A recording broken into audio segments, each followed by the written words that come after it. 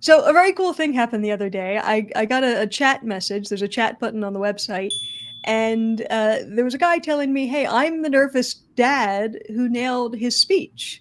And I realized this was Scott. Scott gave a Father of the Bride speech. He put it up on YouTube, and I reviewed it as one of my speech reviews. Scott, thank you so much for reaching out and for being willing to answer a few questions about your speech. Sure. And my family has told me I'm extending my 15 minutes of fame as long as possible. As you should, as you should. Enjoy it. So, most of the people that watch this channel are working on a speech. They're sort of they may have found the channel in a panic. They're worried. Right. So if I can take you back a little bit, how did you approach the writing of your speech? I went online, I looked at basically the best father of the bride speeches, and then read how long you should have your speech, and then just started doing a general outline of the things you have to have, the thank yous, and all the things that are required. And then I realized I didn't have much more time left. I think most of them said 5 to 7 minutes, which goes by pretty quickly. I just started thinking back to stories that I knew my daughter would appreciate. My daughter had told me that she didn't want anything sappy.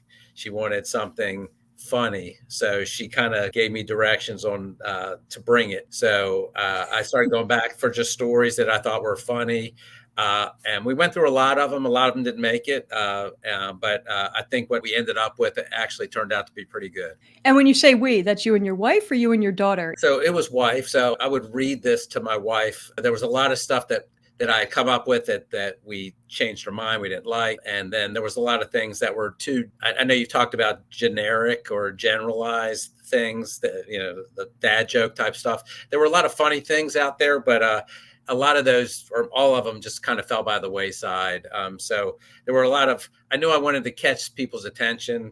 So there was a lot of openers that were fairly inappropriate but funny that I thought we had in the speech. But I practiced with my wife, and she'd go yay or nay, just kind of hammered it out. I'm not a good speaker in public, as I've mentioned in my speech, so I'd like to try to be as prepared as possible. I stood in front of a mirror with a turkey baster, thinking I'd have to hold a microphone, and didn't realize I'd have a mic on the mic stand, so that was a little easier. So the day comes.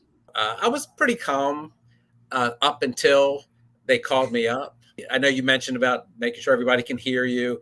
I felt like I actually had a nice, quiet audience that was paying attention.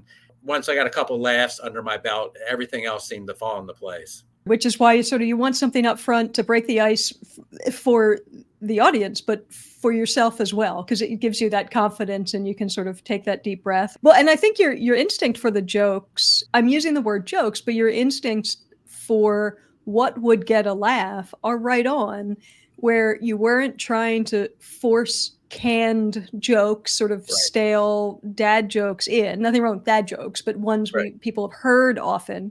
You went with truth, and because truth is funny. And there's a link if you I'll put it up right here or somewhere around here to watch Scott's speech. But the story that you're talking about is one of the reasons you were so grateful to have your new son-in-law in the family is because he's allowed to eat carbs. And usually you were outnumbered and Right. it was all salads all the time. And Right. like you said, the double carbs was that you just couldn't have been happier to have Texas toast and a baked potato in the same meal. It's true. There's not even a joke in it, Right. but that's what gets the best laughs.